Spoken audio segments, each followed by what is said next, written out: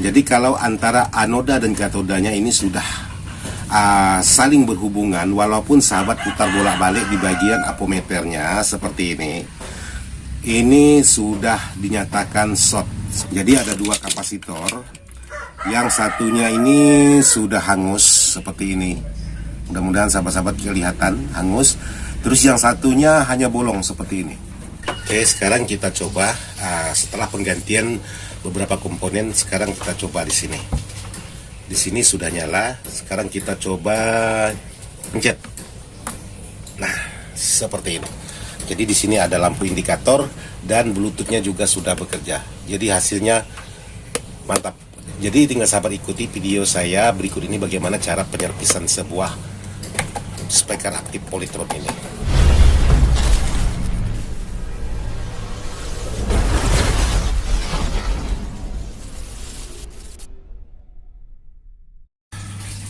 Assalamualaikum warahmatullahi wabarakatuh. Buat sahabat-sahabat channelnya Ismail Dadang ataupun IDS Jalan-Jalan. Jadi alhamdulillah hari ini saya masih bisa membuat konten, walaupun sudah sekian minggu saya tidak ada membuat konten karena kondisi badan yang kurang fit. Jadi sekarang pun masih dalam keadaan kurang fit juga, tapi saya berusaha untuk membuat konten untuk sahabat-sahabat. Jadi seperti biasa, mumpung masih diberi umur panjang dan masih bisa ngopi, saya mengajak teman-teman ngopi dulu.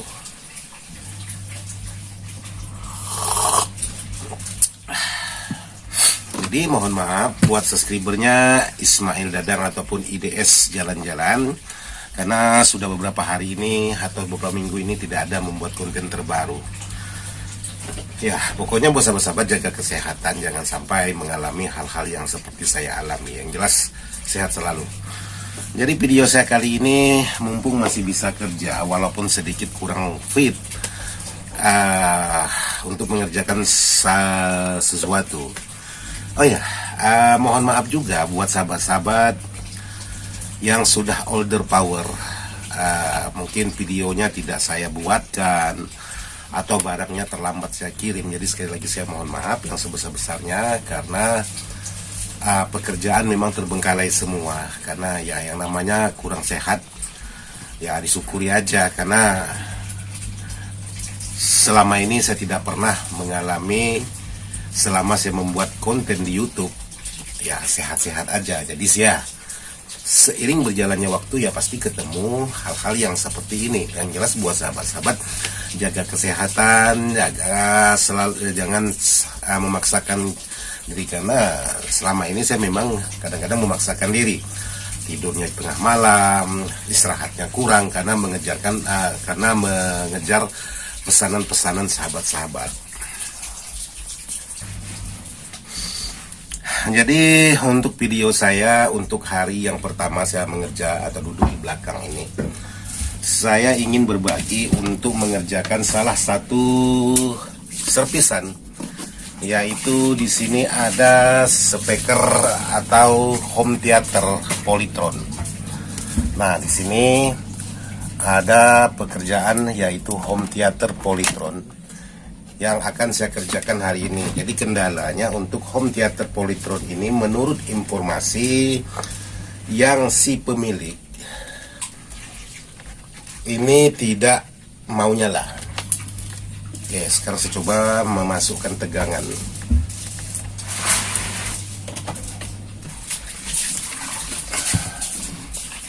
Di sini ada saklar on. Oh, di sini udah on. Jadi onnya di bawah. Tapi di depan tidak ada tampilan layar ataupun lampu indikator yang menyala salah satu pun. Oke, sekarang saya coba neck dulu untuk membuka penutupnya. Nanti setelah terbuka baru kita lanjut lagi. Oke, buat sahabat-sahabat, jadi di sini sudah saya lepas untuk di bagian penutup. Jadi untuk Polytron yang terbaru di sini selalu menggunakan yaitu regulator seperti ini untuk di bagian komponennya.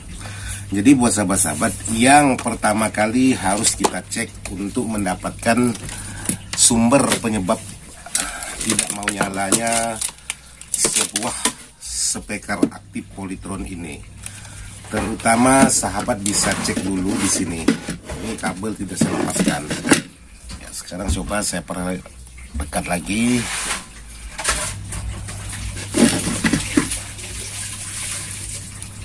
Yang perlu sahabat perhatikan betul-betul ialah di bagian saklar on off-nya dulu. Ini yang awal-awal.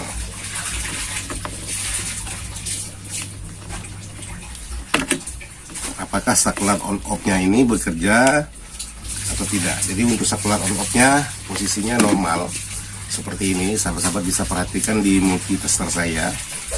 Nah, kalau jarumnya seperti ini bekerja, berarti untuk di bagian on off-nya normal. Karena dalam posisi di on kan ada pergerakan untuk di bagian saklar. Jadi di sini saya akan coba lepaskan satu persatu dulu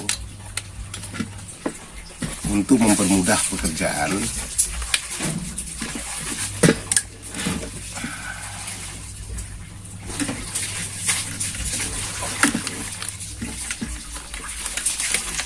Oke, jadi ini tinggal di bagian belakang karena di sini menggunakan seperti ini.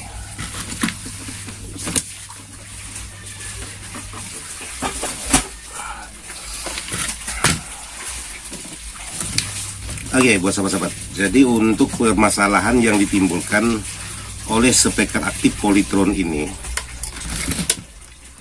yang sering diketemukan yang menggunakan switching, kalau tidak di bagian preamp FET-nya, ini ada FET, juga bisa disebabkan dari dioda.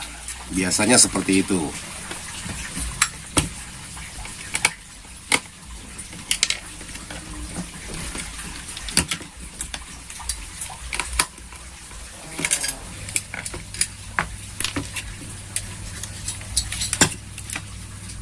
Nah, karena di sini menggunakan IC sangat kecil sekali untuk di bagian regulator ini.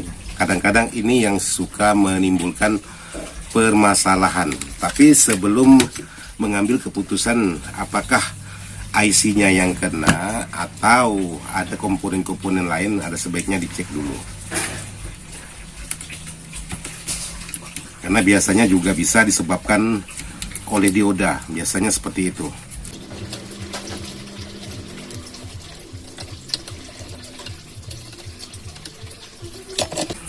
Karena kemarin ada teman-teman yang menanyakan, Bang, bagaimana cara menyelpis regulator Polytron. Jadi kali ini saya juga mengalami hal yang sama.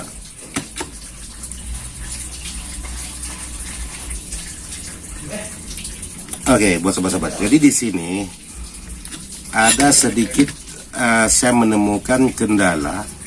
Jadi sahabat-sahabat bisa lihat di sini. Ialah di bagian C-nya ini ada seperti yang short. Jadi kemungkinan di sini ada di bagian dioda yang short.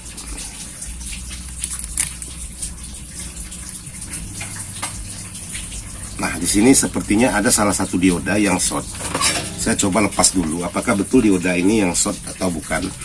Jadi dioda ini, dioda sumber utama, yaitu dioda regulatornya atau dioda 220-nya. Oke, sekarang kita coba dulu.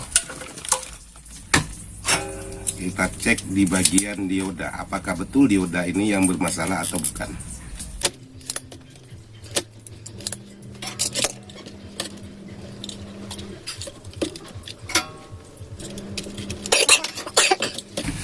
Nah, di sini saya sudah melepas salah satu dioda. Jadi di sini mudah-mudahan untuk ampermeternya agak sedikit silau. Apakah dioda ini yang short atau bukan? Nah, di sini saya menemukan salah satu dioda. Memang betul-betul dioda ini memang sudah short. Nah, buat sahabat-sahabat kemarin ada yang menanyakan tentang dioda. Jadi buat sahabat-sahabat yang mengalami dioda short, Jadi bagaimana ciri-ciri dioda short, kata teman-teman yang menanyakan. Ada teman-teman kita yang katanya baru pemula. Jadi untuk ciri-ciri dioda yang short itu seperti ini. Jadi di sini ada salah satu dioda. Jadi sahabat tinggal ukur antara anoda dan katodanya seperti ini. Jadi kalau antara anoda dan katodanya ini sudah saling berhubungan, walaupun sahabat putar bolak-balik di bagian apometernya seperti ini sudah dinyatakan short seperti ini. Karena antara anoda dengan katodanya itu sudah terhubung menjadi satu. Seperti itu. Terus apakah cukup sahabat hanya mengganti di bagian dioda ini, tidak mengecek di bagian yang lain? Yang lain juga harus sahabat cek apakah ada menimbulkan gara-gara shortnya dioda ini disebabkan oleh komponen lain, atau penyebabnya dari dioda ini sehingga membuat short di bagian komponen yang lain. Jadi sahabat-sahabat jangan terfokus ketemu ini yang short lalu diganti. Jadi usahakan dicek lagi untuk yang lainnya. Jadi seperti itu saran saya buat sahabat-sahabat yang sudah menanyakan kemarin. Jadi kalau untuk dioda antara anoda dan katodanya, kalau memang sudah terhubung berarti harus diganti. Oke, jadi di sini kalau saya cek di sini tidak ada yang short lagi. Cuman di sini ada salah satu keramik atau kapasitor yang disebabkan oleh dioda tadi, sehingga kapasitor ini juga menjadi, dia bukan short, dia sudah menjadi putus, alias tidak bekerja lagi. Nah ini, jadi di sini bisa sahabat perhatikan, di sini sudah ada yang hangus untuk bagian kapasitornya ini. Udah hangus, jadi ini harus sahabat ganti. Nah penyebabnya kenapa dia bisa hangus, karena untuk di bagian dioda ini sudah short, karena ini saling berhubungan antara dua komponen ini. Terus untuk penggantian, apakah bisa mengganti dengan dioda yang pasaran? Bisa, asalkan dengan ampere dan ukuran tertentu. Jadi di sini menggunakan yaitu kurang lebih 1 watt. Jadi boleh sahabat ganti dengan 2 watt. Tapi bukan berarti sembarang dioda. Harus cari dioda yang betul-betul benar-benar kuat untuk menghandle sebuah regulator ini. Karena apa? Regulator ini bekerja untuk subwoofer dan middle-nya. Karena ini portable, karena aktif. Oke, jadi di sini saya akan coba mengganti menggunakan dioda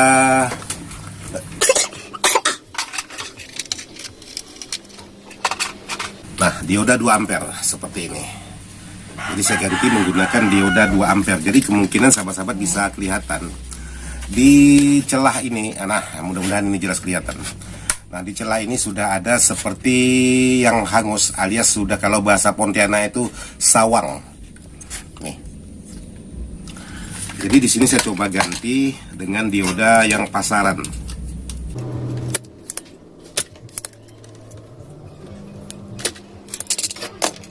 Nah, untuk pemasangan satu buah dioda ini juga harus disesuaikan dengan gambar. Jadi di sini setiap komponen ada gambarnya.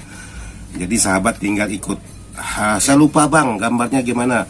Nah, di sini masih ada dioda yang lain. Jadi sahabat tinggal ikuti seperti arahan dioda yang lain. Gambar posisi garisnya ini, kan ada setiap dioda ada garis putihnya.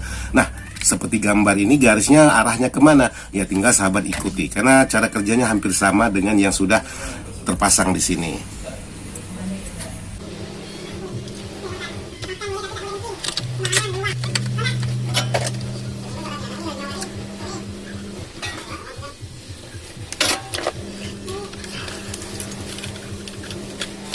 Ini sudah saya ganti. Jadi buat sahabat-sahabat, untuk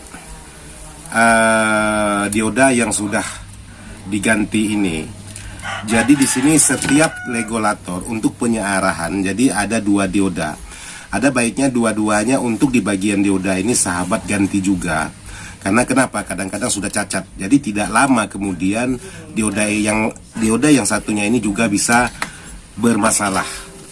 Yang saya alami seperti itu, karena dulu saya sering menyervis televisi. Jadi kalau diganti cuma 1, jadi tidak lama kemudian yang satunya juga ikut bermasalah. Memang awal-awalnya bagus, normal, tapi tidak lama kemudian yang satu atau yang sebelahnya juga ikut bermasalah. Jadi ada baiknya Untuk di bagian dioda yang satunya ini harus sahabat ganti juga supaya aman dalam jangka panjangnya. Nah, seperti ini. Memang kalau diukur di sini masih normal. Jadi kalau dioda yang normal itu seperti ini. Jadi mohon maaf buat sahabat-sahabat, bukan menggurui sahabat-sahabat, karena ini untuk menjawab pertanyaan sahabat-sahabat yang katanya masih pemula dan masih perlu bimbingan. Katanya seperti itu. Jadi ini dioda. Nah, seperti ini. Sahabat perhatikan di apometer. Terus untuk di apometernya sahabat putar balik. Set.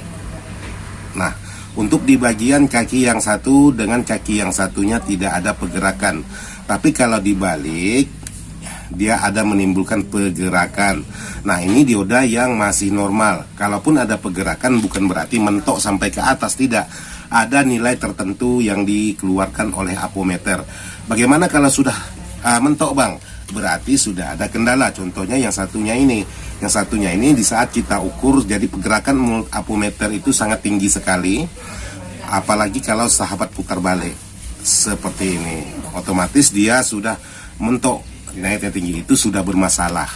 Jadi sepengalaman saya seperti itu. Jadi mohon maaf juga kalau memang ada pengalaman-pengalaman yang berbeda dengan yang saya alami, ya kita bekerja dengan pengalaman masing-masing. Tapi Bang, itu kan dioda masih bagus kok Abang ganti untuk dalam jangka panjang. Jadi jangan sampai perangkat ini setelah datang ke kita servis normal bagus, tidak lama kemudian bermasalah lagi di hal yang sama. Otomatis kan ya syukur-syukur kalau orangnya mau antar ke tempat kita, terus kita tidak dijelek-jelekkan. Tapi kalau orang yang punya mengantar ke servis yang lain, wah ini Bang baru datang dari si A si B, lama kemudian bermasalah lagi. Jadi ada baiknya yang sebelum bermasalah juga harus sahabat ganti. Jadi seperti itu. Jadi bagaimana dengan kapasitor yang sudah hangus tadi alias sudah tidak bekerja? Boleh sahabat pasang atau boleh juga tidak sahabat pasang. Jadi kalau untuk mengembalikan seperti yang originalnya, jadi sahabat tinggal carikan seperti ini. Jadi kali ini saya coba tes dengan tidak mengganti atau memasang kapasitor ini. Karena di sini masih ada 3 biji atau 3 buah. Jadi seharusnya dia 4 buah. Jadi saya coba masukkan tegangan listrik, apakah di sini sudah mulai bekerja atau tidak. Oke, sekarang saya coba cek di bagian outnya, apakah di bagian out regulator ini sudah ada mengeluarkan tegangan.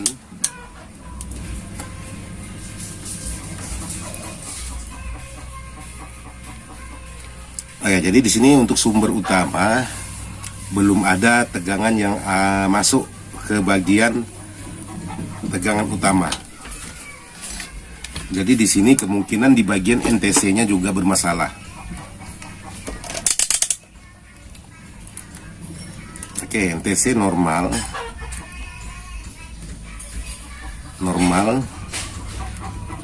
Oke, ternyata di sini ada menggunakan fuse. Nah, di sini buat sahabat-sahabat jangan sampai sahabat-sahabat ketipu. Perhatikan di sini ada tanda arus atau tanda gelombang seperti ini. Ini menandakan fuse. Ada F501. Berarti ini fuse. Berarti kalau kita ukur di sini fuse-nya juga putus. Nah, seperti ini. Nah, bagaimana untuk mendapatkan fuse yang seperti ini? Karena kita tidak ada punya fuse yang sejenis R seperti ini. Jadi sahabat-sahabat boleh menggunakan fuse-fuse pada umumnya.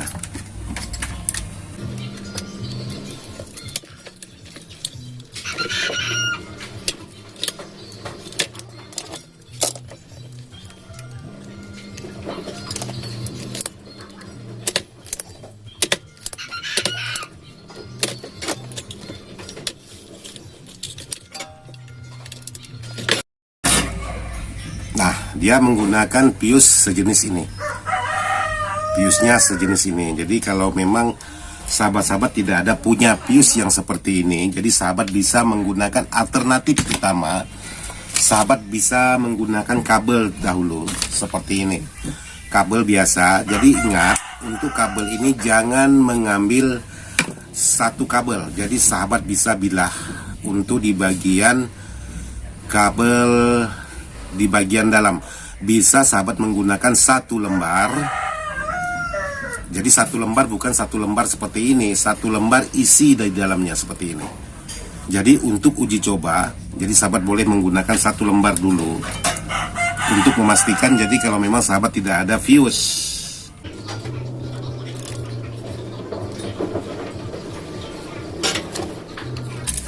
Nah, seperti ini. Jadi kalaupun ada masalah lagi di dalam, maka kabel ini akan putus. Sekarang saya coba lagi untuk menyalakan. Oke, jadi di sini saya coba cek. Karena di sini untuk pengaman terlalu nyala terang.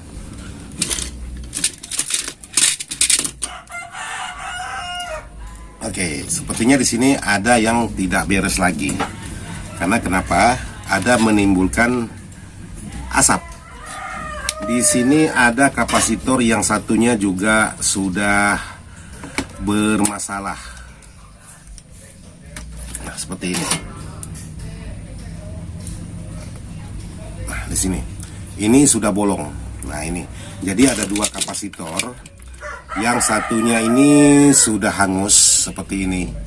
Mudah-mudahan sahabat-sahabat kelihatan hangus. Terus yang satunya hanya bolong seperti ini. Bolong sedikit. Nah, seperti ini. Lagi setelah mencopot di bagian kapasitor atau keramiknya tadi. Coba tes apakah sudah normal setelah mencopot. Karena ada dua buah dioda yang sudah saya copot tadi.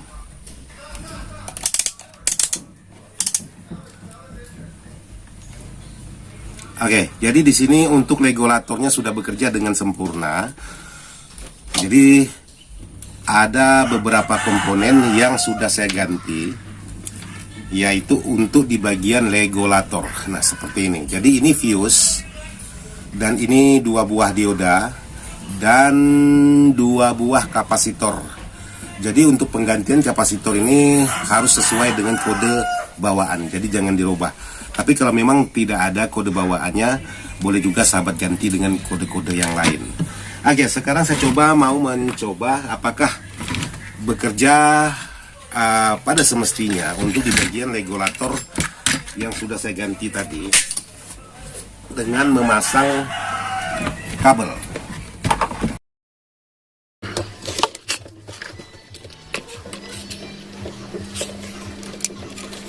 Ini speaker, ini tegangan.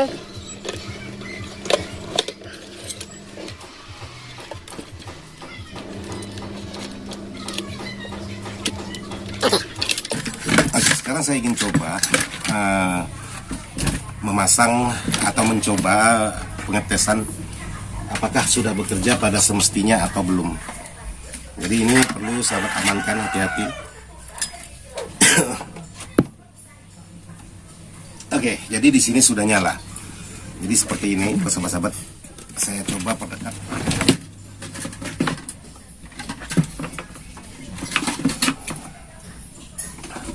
Nah, sekarang saya coba nyalakan. Nah, mudah-mudahan di sini sahabat-sahabat bisa kelihatan. Di sini sudah ada tulisan. Nah, seperti ini. Sudah ada standby. Oke, yang jelas di sini setelah penggantian dia bekerja pada semestinya. Nah, seperti ini. Jadi sudah nyala, berarti untuk di bagian regulator sudah menyala dengan aman.